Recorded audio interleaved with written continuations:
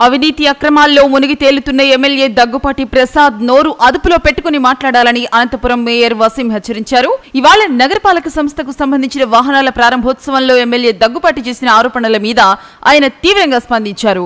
MLA అనంతపురంలో మాట్లాడినా, అసెంబ్లీలో మాట్లాడినా ఎప్పుడూ ఒకటేగా ఉంటుందని, 5 ఏళ్లలో చిన్న డ్రైన్ తీయలేదు, రోడ్డు వేయలేదంటూ నోటికొచ్చింది మాట్లాడుతుంటారన్నారు. ఇప్పటి వరకు నగరంలో చేసిన ప్రతి అభివృద్ధి కార్యక్రమం తాము ఆమోదించిందేనని స్పష్టం చేశారు. 9 నుంచి 11 కోట్ల రూపాయలు మాత్రమే డంపింగ్ యార్డులో ఇప్పటి వరకు చెల్లింపులు జరిగాయని, అయితే ఇందులో 9 కోట్ల అవినీతి అంటూ ఎమ్మెల్యే చెబుతున్నారన్నారు.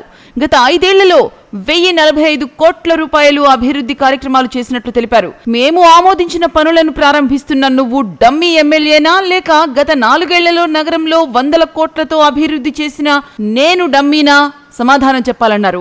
ఏడాది కాలంలో మీరు చేసిన ప్రతి అవినీతి మీద తమ వద్ద ఆధారాలున్నాయని, సమయం వచ్చినప్పుడు వాటిని బయటపెడతామన్నారు.